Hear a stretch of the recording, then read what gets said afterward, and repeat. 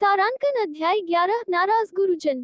जब उन्होंने उसके हाव भाव देखे तो बिटिया की आंखें सिकुड़ी और बोली, क्या क्या तुम सब इसलिए नहीं देना चाहते क्योंकि मैं छोटी दिखती हूँ?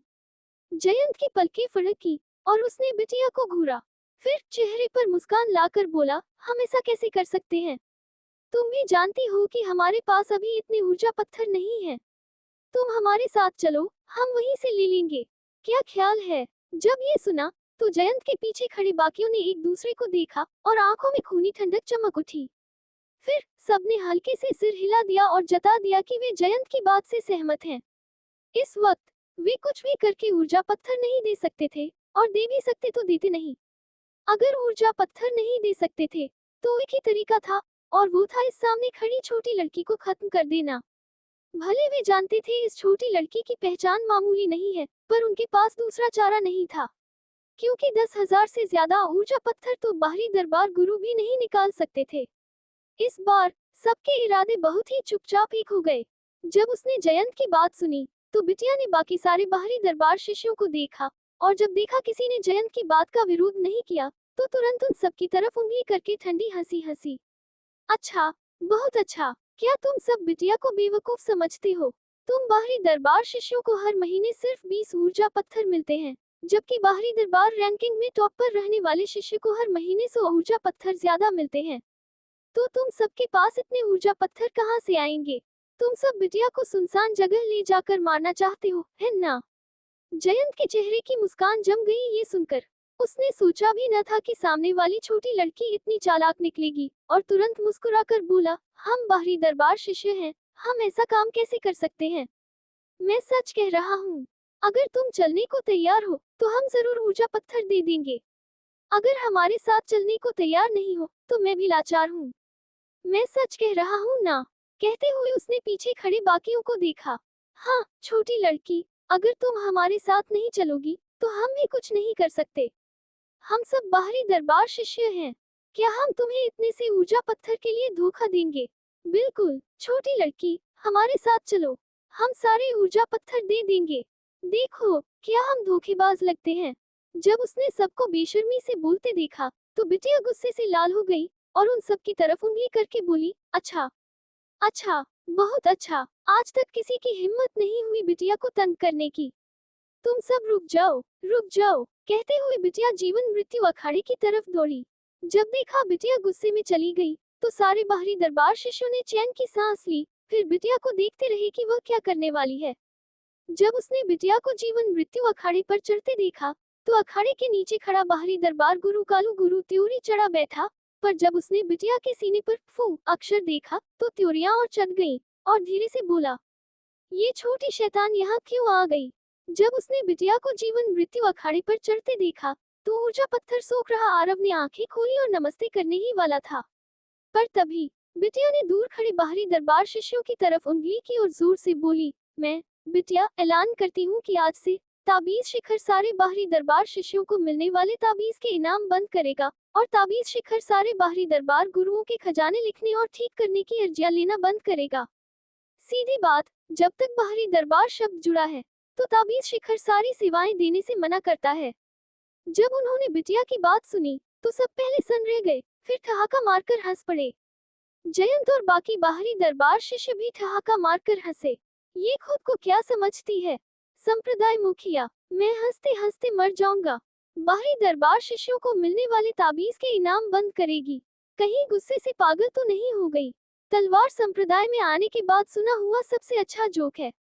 हाँ हाँ हाँ। जब उसने बिटिया की बात सुनी तो जीवन मृत्यु अखाड़े के नीचे खड़े बाहरी दरबार गुरु कालू गुरु का चेहरा बदल गया, और वह मुड़कर उन ठहाका मारते बाहरी दरबार शिष्यों को देखा और तुरंत दहाड़ा, चुप हो जाओ। उसकी आवाज गूढ़ ऊर्जा से भरी थी और सैकड़ों बाहरी दरबार शिष्यों के कानों में बिजली सी कड़की। सारे बाहरी दरबार शिष्यों के चेहरे तुरंत बदल गए और उन्होंने गुस्से में खड़े बाहरी दरबार गुरु को देखा। समझ नहीं आ रहा था उसने डांटा क्यों। कालू गुरु ने बाहरी दरबार शिष्यों पर ध्यान नहीं दिया और उसका साया लहराया और सीधा जीवन मृत्यु अखाड़े पर आ गया।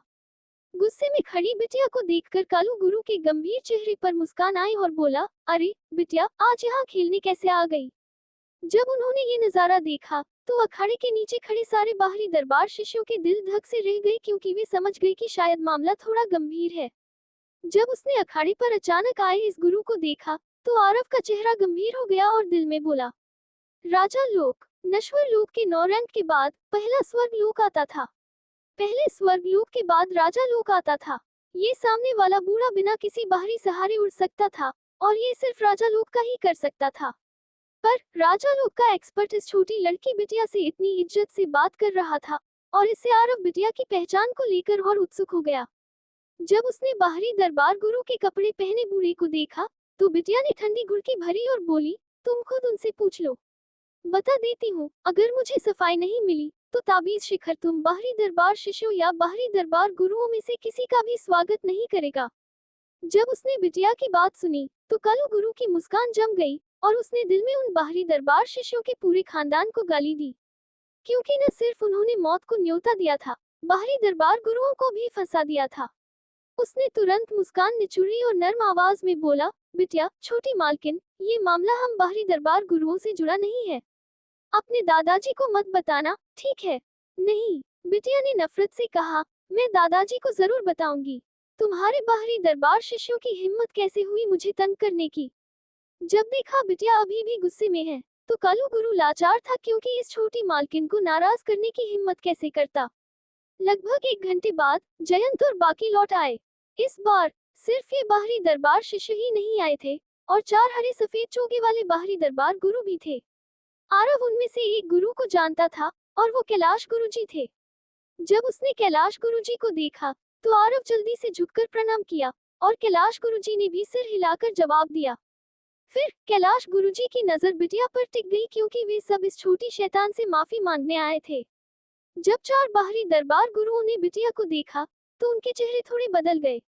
उनमें से एक गोल चेहरे वाले गुरु ने बिटिया को मुस्कुराकर देखा, फिर एक अंगूठी निकाली और बोला, बिटिया, इसमें 3,90,000 ऊर्जा पत्थर हैं। अपनी स्पेस रिंग निकालो और मैं ट्रांसफर कर देता हूँ। जब उसने ये कहा 3,90,000 ऊर्जा पत्थर, तो इस गुरु का चेहरा फड़क उठा और दिल खून के आंसू रो पड़ा। ये सारे ऊर्जा पत्थर सारे बाहरी दरबार गुरुओं और बाहरी दरबार शिष्यों ने मिलकर इकट्ठे किए थे, और इस शर्त की वजह से पूरा बाहरी दरबार कंगाल हो गया था। बिटिया ने ठंडी घुड़की भरी और बूढ़े की अंगूठी ले ली, फिर सामने पड़ी छोटी थैली की तरफ इशारा किया। एक ख्याल से अंगूठी से चांदी की लहर निकली। कुछ पल बाद बिटिया ने अंगूठी वापस देने के लिए उठाई, पर जैसे कुछ याद आया हो, हाथ सिकुड़ लिया और हाथ की अंगूठी हिलाकर बोली, ये भी दे दो। तुम्हें कोई ऐतराज तो नहीं? बूढ़े का आगे बढ़ा हुआ हाथ हवा में रुक गया और चेहरा रंग बिरंगा हो गया। कुछ पल बाद उसने सूखी हंसी हंसी और बोला, नहीं नहीं, कोई दिक्कत नहीं। साथ ही दिल में गाली दी, कमीनो, मैं तुम सबको सजा देकर मार डालूंगा। एक स्पेस रिंग 1,00,000 सोने के सिक्कों की आती है, और गई ऐसे ही। तारांकन अध्याय 12 बड़ों के तोहफे।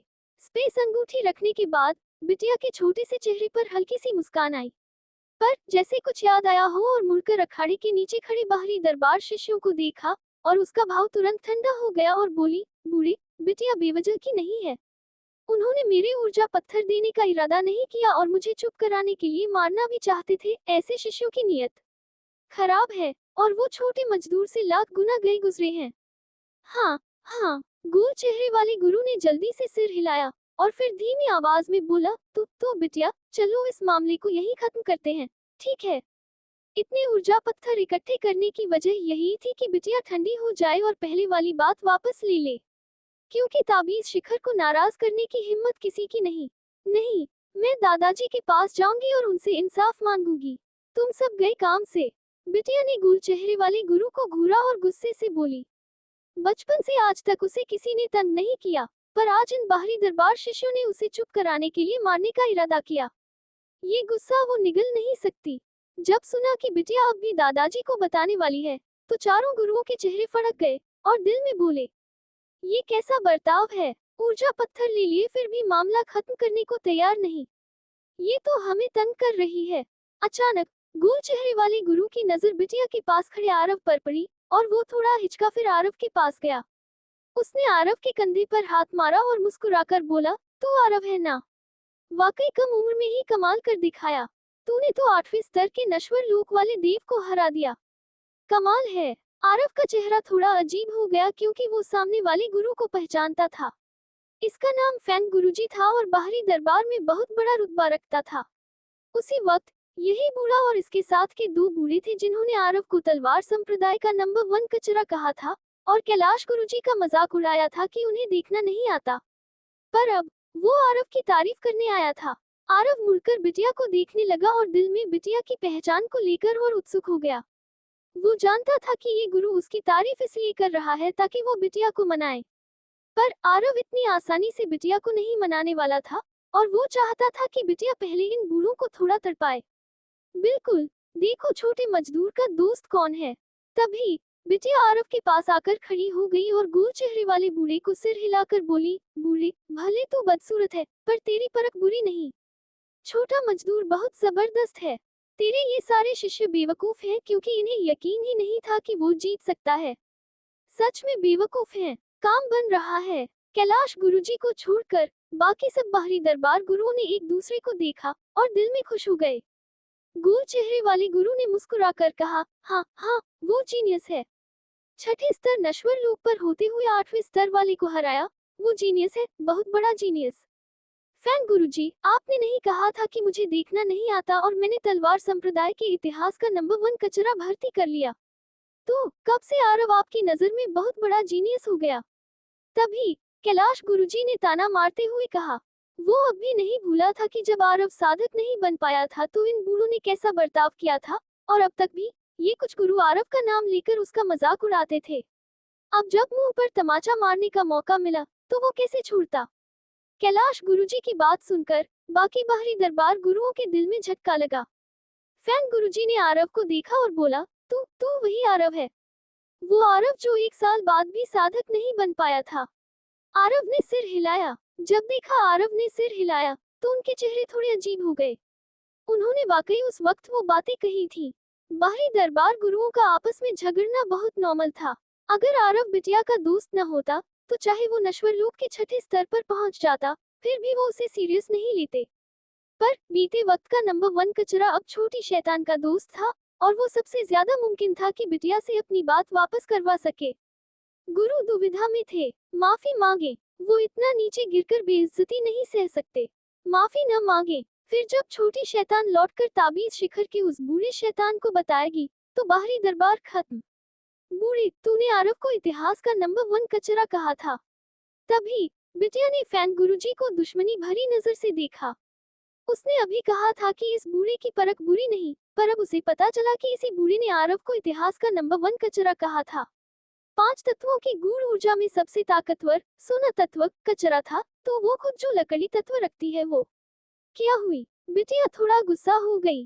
फैंग गुरुजी ने शर्मिंदगी से मुस्कुराकर कहा, नहीं, वो तो हम अंधे थे पहले और उसके लिए माफी मांगते हैं। भाई कैलाश, उसके लिए माफी? तू भी जानता है कि हमारा आपस में झगड़ना बहुत नॉर्मल है, तो इसे दिल पर मत लेना, ठीक है? हाँ हाँ हाँ। आरव थोड़े से टाइम में नश्वर लोक के छठे स्तर पर पहुंच गया। इतने टैलेंट के साथ वो जीनियस ही कहा जाएगा। वो हम अंधे थे, दिल पर मत लेना। भाई कैलाश, आरव को तेरा आधा शिष्य माना जा सकता है। आरव तेरा शिष्य है और बिटिया का दोस्त, तो आखिर में हम सब परिवार हैं। हाँ हाँ हाँ हाँ, हम सब परिवार हैं। पहले बस गलतफहमी थी, बस गलतफहमी। हाँ हाँ, कुछ गुरुओं के लिए एक मजदूर शिष्य से माफी मांगना नामुमकिन था। वो अपना रुतबा नहीं गिरा सकते थे, इसलिए वो सिर्फ कैलाश गुरुजी से माफी मांग सकते थे। जब देखा गुरुओं ने माफी मांगी तो आरव को थोड़ा मजा आया, पर वो घमंडी नहीं हुआ। वो जानता था कि इन गुरुओं ने सिर्फ बिटिया की वजह से माफी मांगी है, वरना चाहे वो अभी नश्वर लोक के 8वें स्तर पर होता फिर भी वो इन गुरुओं की नजर में मामूली शिष्य ही होता। अगर वो चाहता कि ये गुरु सच में उसकी इज्जत करें और समझे कि पहले कितने अंधे थे, तो उसे बाहरी दरबार परीक्षा पास करनी होगी और अपनी ताकत से साबित करना होगा। कैलाश गुरुजी भी घमंडी नहीं हुए और वो भी यही बात समझते थे। अगर बिटिया ना होती तो ये बूढ़े कभी उसके सामने झुकते नहीं। भले ऐसा था, फिर भी वो बहुत संतुष्ट महसूस कर रहा था क्योंकि पिछले 1 साल में इन बूढ़ों ने उसे कई बार भड़काया था। ज्यादा दूर नहीं जाना चाहिए। आरव ने बिटिया का हाथ खींचा और किनारे ले गया और बोला, बिटिया, वो बात वापस ले ले, ठीक है? अगर मैं वो बात वापस ले लूं, तो क्या वो आगे से तुझे नीची नजर से नहीं देखेंगे? बिटिया ने आरव को देखते हुए पलक झपकाई। वो बेवकूफ नहीं थी और वो जानती थी कि अचानक इन बूढ़ों ने माफी सिर्फ उसकी वजह से मांगी है। आरव ने सिर हिलाया और मुस्कुराकर बोला, हाँ, अगर बिटिया मेरी वजह से वो बात वापस ले लेगी तो वो जरूर मेरा एहसान मानेंगे और मुझे बाहरी दरबार में बहुत ख्याल मिलेगा।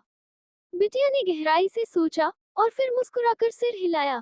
उसने आरव का हाथ पकड़ा और उन 5 बाहरी दरबार गुरुओं के सामने जाकर खड़ी हो गई जिनके चेहरे पर बेचैनी थी, और बोली, तुम सब बूढ़ों, मैं इस बार मामला छोड़ रही हूँ। पर बता दूं, मैंने ये छोटे मजदूर की वजह से किया, और अगर तुमने फिर मुझे तंग किया। हाँ, हाँ, उसने 2 बार हुकारी भरी और धमकी साफ थी। ये सुनकर सारे बाहरी दरबार गुरुओं ने दिल में राहत की सांस ली। फैंग गुरुजी ने जल्दी से कहा, नहीं करेंगे, बिल्कुल नहीं करेंगे। आगे से अगर किसी ने बिटिया की बेइज्जती की तो मैं उसे पीट पीट कर मार डालूंगा। जब यहाँ तक बोला, फैंग गुरुजी की कलाई घूमी और एक तलवार निकली और उसने आरव को दे दी और बोला, छोटे आरव, ये ऊंचे दर्जे की पीली रैंक वाली काली लोहा तलवार है, मेरे पास बेकार है, तो तू रख ले।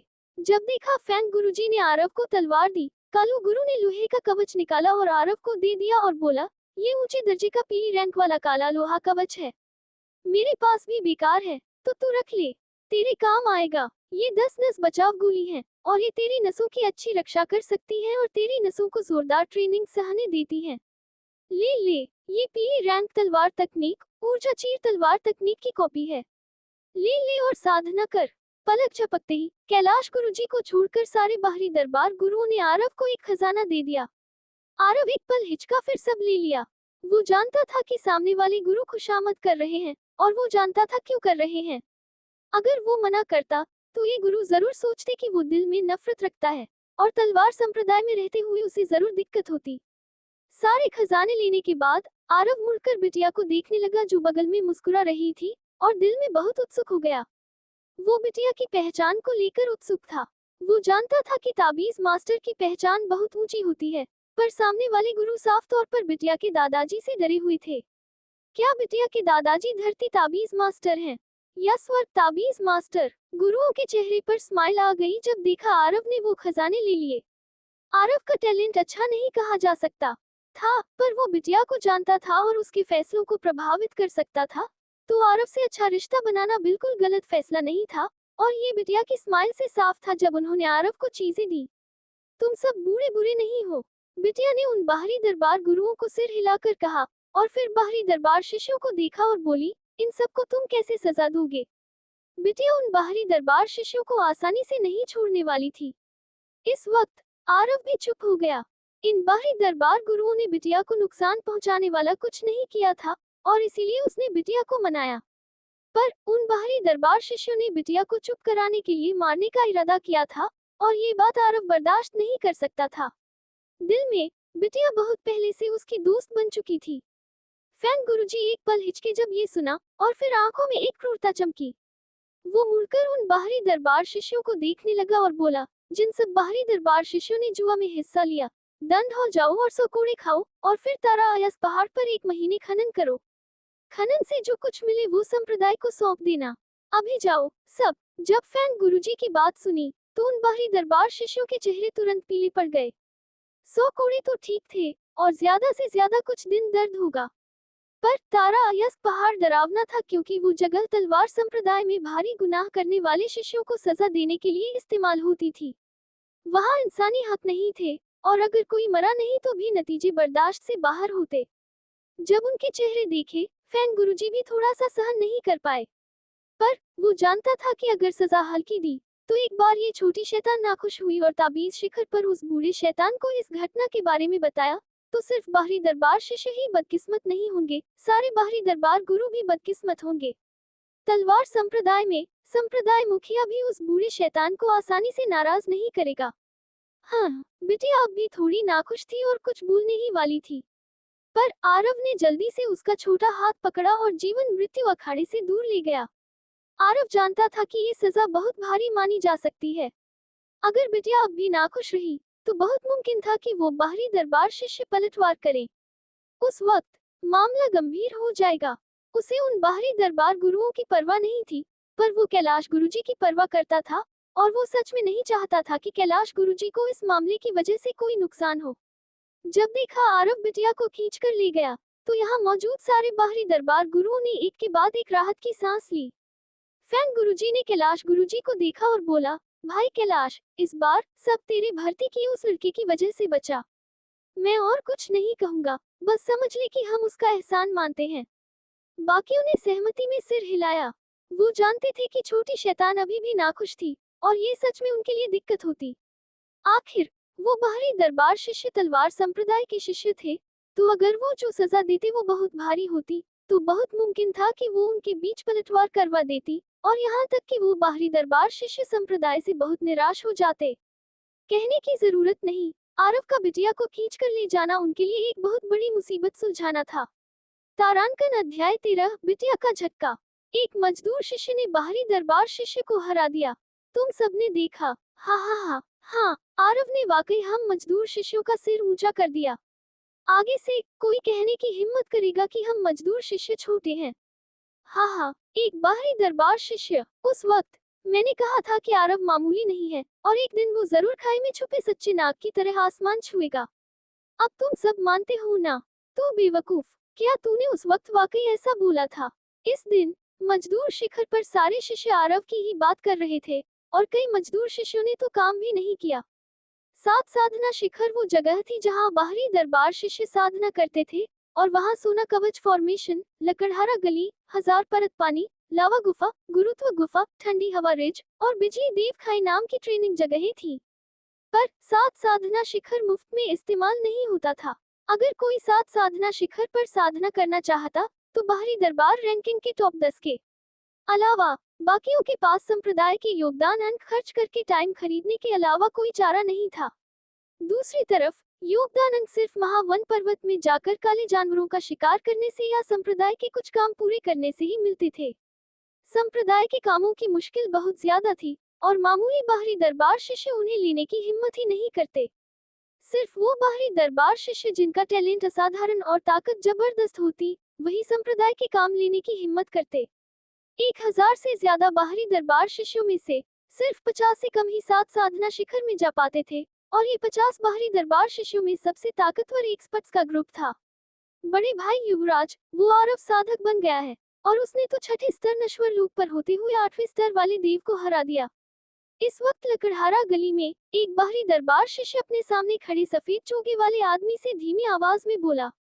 सफेद चोगे वाला आदमी युवराज ही था, जो बाहरी दरबार रैंकिंग में 29वें स्थान पर था। उसे शांतिपुर का सबसे चमकता जीनियस कहा जाता था, और वो 17 साल की उम्र में ही पहला स्वर्ग लोक एक्सपर्ट बन चुका था। जब उस बाहरी दरबार शिष्य की बात सुनी, युवराज ने त्योरी चढ़ाई और बोला, वो कचरा अब साधक है। जब वो तलवार संप्रदाय आया था उस दिन, उसके पिता ने उसे कहा था कि मौका मिले तो आरव को निपटा देना। पर जब वो तलवार संप्रदाय आया, तो उसने देखा कि आरव अब बाहरी दरबार शिष्य नहीं था और मजदूर शिष्य था। इतना ही नहीं, आरव तो इतिहास का नंबर 1 कचरा भी था। तो उसने आरव से निपटने के लिए हाथ नहीं बढ़ाया, क्योंकि आरव उसके हाथ बढ़ाने लायक नहीं था। पर अब उसने कभी सोचा नहीं था कि आरव अब साधक बन चुका है। हाँ, पर लगता है वो अभी बाहरी दरबार शिष्य नहीं है। क्या हमें उसे निपटाना चाहिए? युवराज ने गहराई से सोचा और फिर सिर हिलाया, जबकि आंखों में ठंडी चमक आई और बोला, चलो चलते हैं इस कचरे से मिलने जो अब साधक बन गया है। ठंडी हवा खाए, छोटे मजदूर, ये स्पेस अंगूठी तेरे लिए। इसमें कुछ ऊर्जा पत्थर हैं। तालाब के किनारे बिटिया ने मुस्कुराते हुए वो स्पेस अंगूठी जो अभी फैंग गुरुजी से झटकी थी आरव को दी। इस स्पेस अंगूठी को देखकर आरव की पलकें फुड़की, और उसने गहराई से सोचा, फिर सिर हिलाकर बोला, बिटिया ये अंगूठी बहुत कीमती है, मैं नहीं ले सकता। अगर वो कहे कि स्पेस अंगूठी जैसे स्पेस खजाने से ललचाया नहीं, तो वो झूठ होगा। पर आरव के काम करने की अपनी हदें थी। छोटे मजदूर, तू क्या बोल रहा है? बिटिया नाखुश हो जाएगी। बिटिया ने आरव को आंखें घुमाकर देखा और बोली, ये सिर्फ स्पेस अंगूठी है, और कोई बड़ी चीज नहीं। इतना ही नहीं, तेरे बिना बिटिया के लिए इतनी चीजें जीतना नामुमकिन था। अगर तू फिर मना करेगा, तो बिटिया इसे फेंक देगी। ये सुनकर आरव के दिल में गर्माहट की लहर दौड़ी, और उसने मना करना बंद किया और बिटिया के हाथ से अंगूठी ले ली। अचानक जैसे कुछ याद आया हो, और उसने वो ताकत ताबीज निकाला जो उसने बनाया था और बिटिया को दे दिया और बोला, बिटिया, ये ताकत ताबीज मैंने बनाया है। ये ऊंचे दर्जे का ताबीज है, तू रख ले। हम जब देखा आरव ने अंगूठी ले ली, बिटिया मुस्कुराई और सिर हिलाया। अचानक उसकी आंखें चौड़ी हो गईं और बोली, तूने कहा तूने पहले ही ताकत ताबीज बना लिया, और वो भी ऊंचे दर्जे का। हाँ, आरव ने सिर हिलाया। तू तू तू झूठ तो नहीं बोल रहा ना? बिटिया ने शक भरी नजर से आरव को देखा और बोली, छोटे मजदूर, बिटिया को सबसे नफरत होती है जब कोई बिटिया से झूठ बोले। आरव ने आंखें घुमाई और बोला, झूठ बोल रहा हूँ या नहीं, देख लेगी तो पता चल जाएगा। बिटिया ने आरव के हाथ से ताकत ताबीज लिया, और जब उसने उस पर बनी जिंदा सी हल्की सुनहरी लौ देखी, तो बिटिया तुरंत सन रह गई। वो काफी देर तक सन रही, फिर बुदबुदाई, ये कैसे मुमकिन है? ये सच में ऊंचे दर्जे का ताबीज है, सच में ऊंचे दर्जे का ताबीज। ये कैसे मुमकिन है? जब देखा बिटिया जैसे अपनी आत्मा खो बैठी हो, आरव ने धीमी आवाज में कहा, क्या हुआ? अच्छा है या नहीं? बिटिया ने सिर उठाकर आरव को देखा और दिल में एक्साइटमेंट दबाए और बोली, तूने कहा कि तूने ये ताबीज आधे महीने के टाइम में बनाया? हाँ, आरव ने सिर हिलाया और बोला, इसके पहले मैं काफी बार फेल हुआ, और तूने जो सामान दिया था उसका काफी बर्बाद भी किया। जब यहाँ तक बोला, आरव थोड़ा शर्मिंदा था। बिटिया ने आरव को अजीब एक्सप्रेशन से देखा और दिल में बोली, दादाजी कितने झूठे हैं। बिटिया को ताबीज बनाने में 3 महीने लगे थे, और वो भी सिर्फ मिड ग्रेड ताबीज था।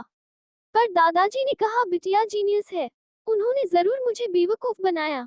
हाँ, जब लौटूंगी तो तुम्हारी पूरी दाढ़ी नोच लूंगी। क्या हुआ? क्या मैं बहुत बेवकूफ हूँ? आरव ने पूछा जब देखा बिटिया चुप रही। ये सुनकर बिटिया का एक्सप्रेशन और अजीब हो गया।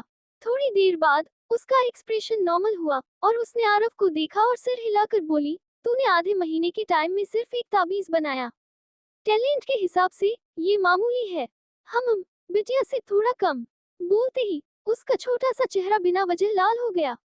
पर बिटिया की बात सुनकर आरव ने राहत की सांस ली और बोला, ये अच्छा है। सही, बिटिया, मैं बाकी तत्वों के ताबीजों से ज्यादा वाकिफ नहीं हूँ।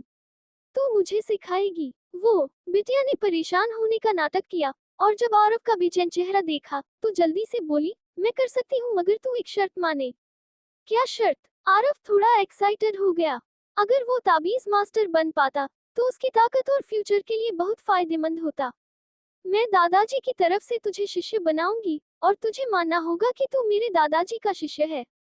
हाँ, मतलब मेरा छोटा भाई। क्या ख्याल है? बिटिया ने आरव को देखते हुए कहा जबकि उसकी चंचल आंखों में अजीब सी चमक थी। तेरा छोटा भाई बनूं? आरव सन रह गया। क्या तू राजी नहीं? बिटिया ने थोड़ी नाराजगी से बोला। आरव ने जल्दी से सिर हिलाया और बोला, नहीं, काबिल लोग ही बड़े होते हैं। मैं बिटिया का छोटा भाई बनने को राजी हूँ। पर बिटिया, क्या तेरे दादाजी मुझे शिष्य बनाने को राजी होंगे?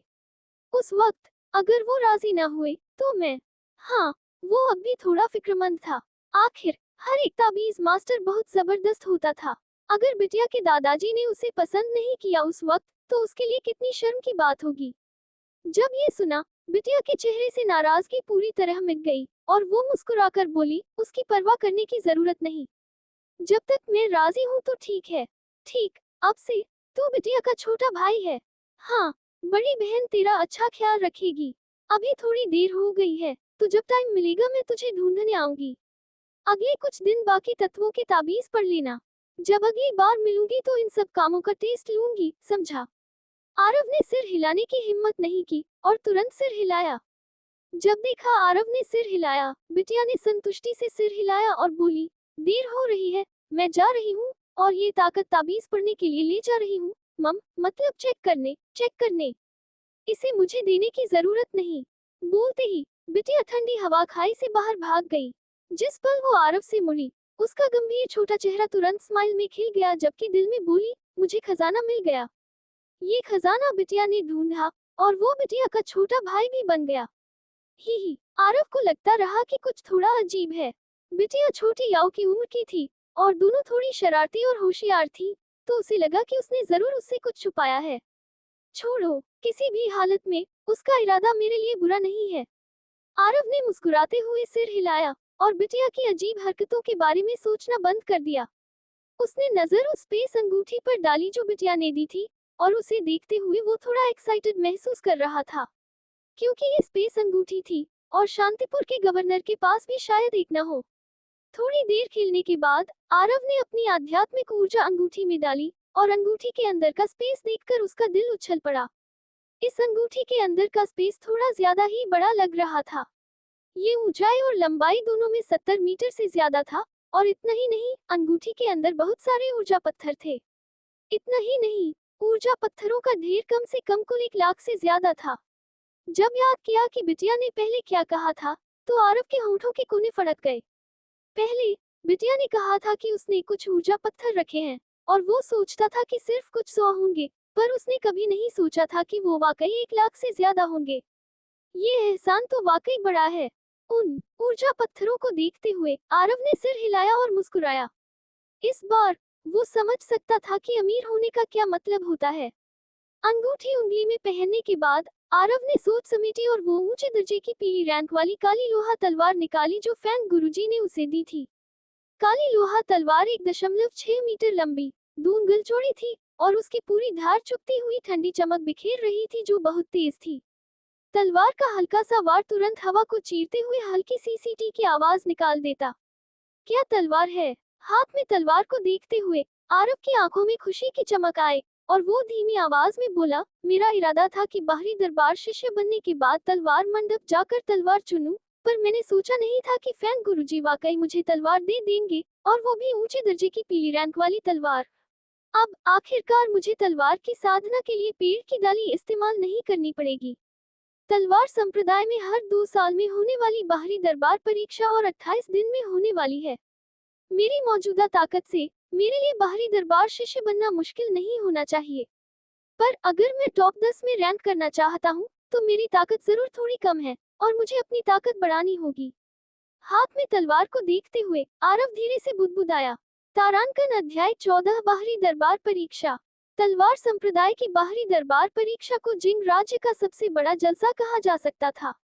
महाछिन साम्राज्य में कुल 9 राज्य थे और हर एक राज्य में कुछ दसियों हजार नगर थे। तलवार संप्रदाय जिंग राज्य के दायरे में आता था। उस वक्त आसपास के नगरों के सारे वंशों के शिष्य और आजाद साधक बाहरी दरबार परीक्षा के लिए आते थे। उनके बीच अनगिनत जीनियस होते थे, तो इन सब लोगों के बीच टॉप 10 में जगह पाना कितना मुश्किल था ये साफ था। टॉप 10 में जगह पाना बहुत मुश्किल था, पर फायदे भी थे। न सिर्फ संप्रदाय से दवाई गोली, ताबीज और खजाने जैसे इनाम मिलते, तलवार संप्रदाय टॉप 10 पर खास ध्यान देता, जिससे उन्हें मिलने वाले साधना संसाधन दूसरों से कहीं ज्यादा होते। भले टैलेंट जरूरी था, पर साधना संसाधन उससे भी ज्यादा जरूरी थे, क्योंकि चाहे कोई कितना भी बड़ा जीनियस हो, अगर संप्रदाय का सहारा न मिले, तो वो भी कचरा बनकर रह जाएगा। आरव का निशाना टॉप 10 में आना था, सिर्फ खुद को और कैलाश गुरुजी को सही साबित करने के लिए नहीं, बल्कि संप्रदाय की नजर में आने के लिए भी। युवराज पहले से बाहरी दरबार रैंकिंग पर एक एक्सपर्ट था, तो वो जरूर संप्रदाय की नजर में था।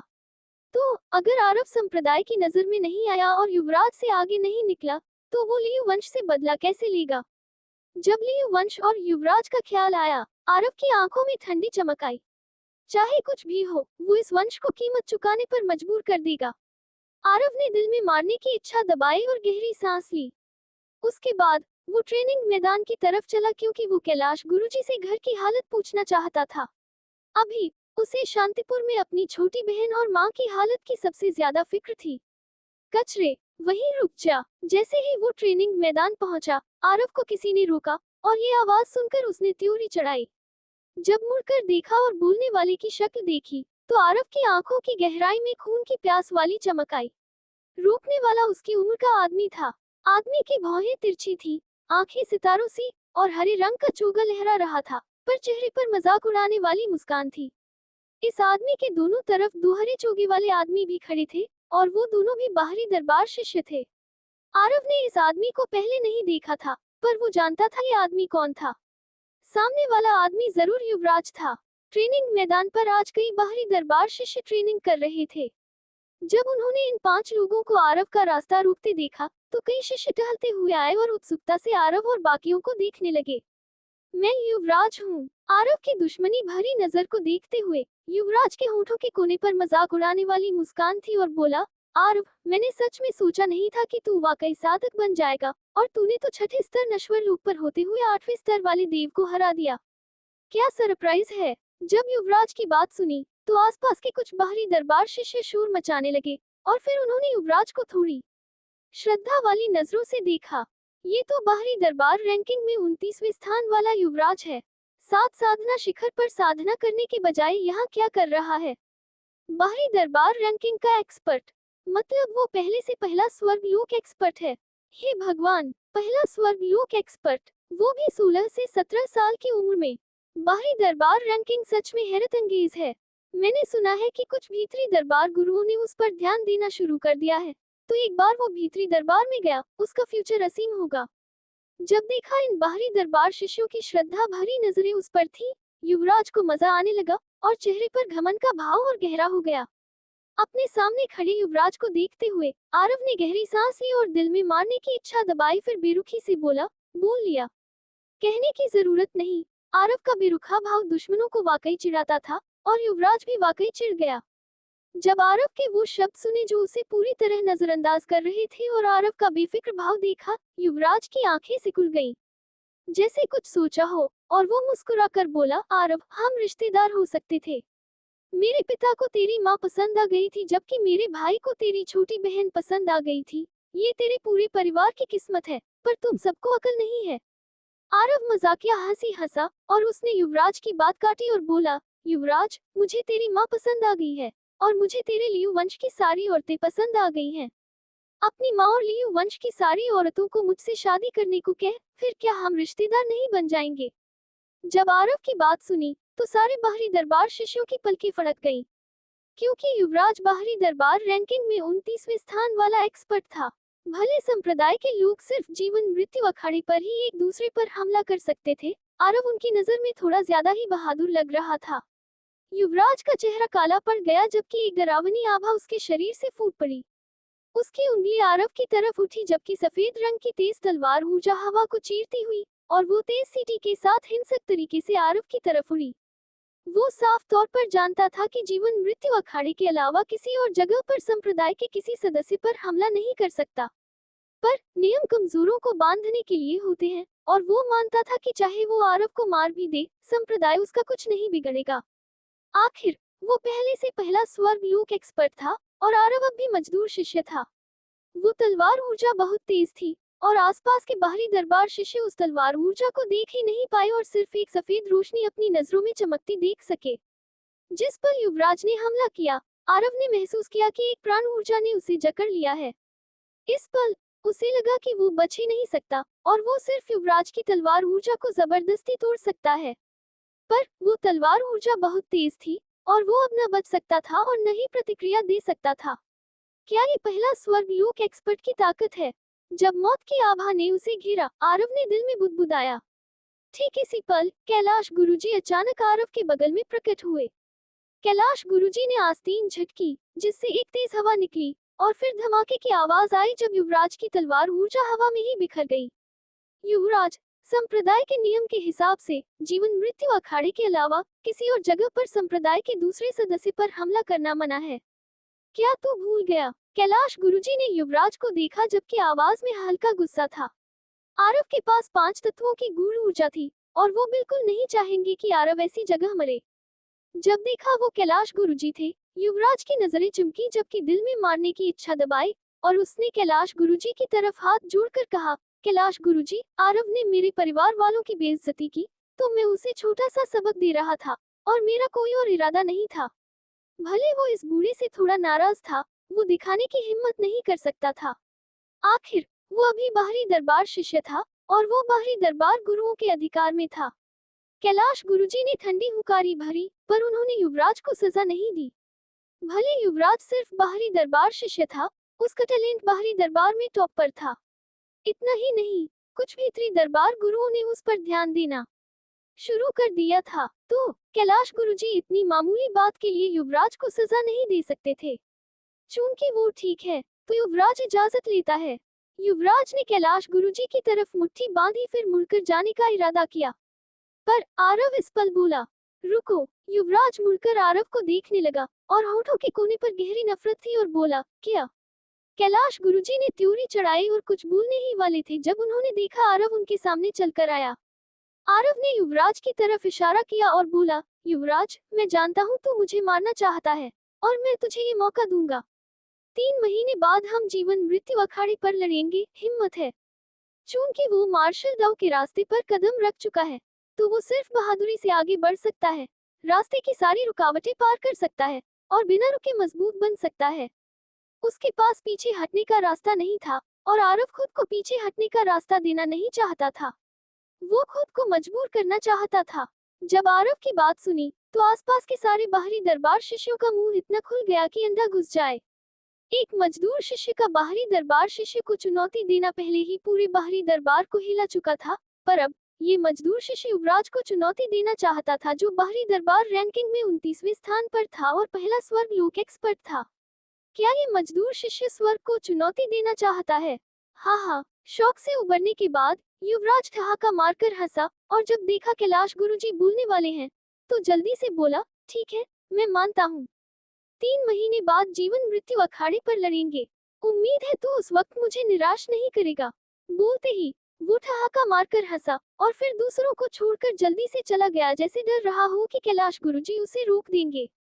जब देखा युवराज चला गया, कैलाश गुरुजी ने आह भरी और बोले, आरव, तू अभी बहुत जोश में था। तू अभी नश्वर लोक के 6ठे स्तर पर है और तेरे और पहला स्वर्ग लोक एक्सपर्ट के बीच फासला बहुत बड़ा है, सच में बहुत बड़ा। आरव ने धीमी आवाज में कहा, कैलाश गुरुजी, मैं जानता हूँ। मैं खुद को ऐसी हालत में धकेल रहा हूँ ताकि आखिर में जीतूं। वो मुझे अभी मारना चाहता था। कैलाश गुरुजी, आप इस बार यहाँ थे, पर अगली बार होंगे। अगर कैलाश गुरुजी अगली बार यहाँ नहीं हुए और वो मुझे सीधा मार दे, तो क्या संप्रदाय उसे सजा देगा? नहीं, अब जब मैंने 3 महीने बाद उससे लड़ने का वादा कर लिया है, तो वो इन 3 महीने में मुझ पर हाथ नहीं डालेगा। इस तरह मेरे पास अभी भी मौका है। कैलाश गुरुजी के होंठ हिले, पर आखिर में कुछ नहीं बोले। वो कैसे नहीं जानते ये बात, पर 3 महीने के टाइम में नश्वर लोक के 6ठे स्तर से पहला स्वर्ग लोक पार करना नामुमकिन था। चाहे आरव के पास 5 तत्व गूढ़ ऊर्जा हो, 3 महीने के टाइम में ये करना नामुमकिन था, क्योंकि ये टाइम वाकई बहुत कम था। एक पल चुप रहने के बाद कैलाश गुरुजी ने आरव के कंधे पर हाथ मारा और बोले, छोटे आरव, मैं पहले सोच रहा था कि सबके सामने ऐलान कर दूं कि तेरे पास 5 तत्व गूढ़ ऊर्जा है, पर अब लगता है नहीं कर सकता। अगर मैंने ऐलान किया कि तेरे पास 5 तत्व गूढ़ ऊर्जा है, तो युवराज तुझे बढ़ने का कोई मौका नहीं देगा। अब तू सिर्फ मेहनत कर सकता है। मेहनत करके खुद को उसके खिलाफ खड़े होने लायक ताकत हासिल करनी होगी। समझा? आरव ने सिर हिलाया। शायद पहले उसके पास मौका नहीं होता, पर उसके पास अब छोटा भावर था और उसके पास वो ऊर्जा पत्थर थे जो बिटिया ने दिए थे और नस बचाव गोली वो बाहरी दरबार गुरुओं ने दी थी। उसके पास कोशिश करने की काबिलियत थी और इस बार ये सिर्फ उसकी माँ और छोटी बहन के लिए नहीं था, ये उसके खुद के लिए भी था। अगर वो लड़ा तो मौका होगा और अगर नहीं लड़ा तो मौका बिल्कुल नहीं होगा। तो उसने खुद पहल करके जीवन मृत्यु अखाड़े पर लड़ने को हाँ कहा और उसने खुद को पीछे हटने का कोई रास्ता नहीं दिया। तू आराम से साधना कर। मैं पहले ही शांतिपुर का चक्कर लगा चुका हूँ और मैंने लियू वंश को चेतावनी दे दी है। वो अभी तेरे परिवार के लिए दिक्कत नहीं बनेंगे। इतना ही नहीं, तेरी छोटी बहन और माँ बहुत ठीक हैं और वो दोनों तुझे याद करती हैं। कैलाश गुरुजी ने कहा, छोटी बहन, माँ। जब ये शब्द सुने, आरव के सख्त चेहरे पर हल्की सी नर्म मुस्कान आ गई। ये दो लोग उसका यकीन थे, वो उसकी प्रेरणा थे और वो किसी भी मुश्किल और थकान को नजरअंदाज कर सकता था उनके लिए। कैलाश गुरुजी को विदा कहने के बाद आरव तेजी से ठंडी हवा खाई की तरफ चला गया। इस पल उसे सख्त जरूरत थी ताकत हासिल करने की।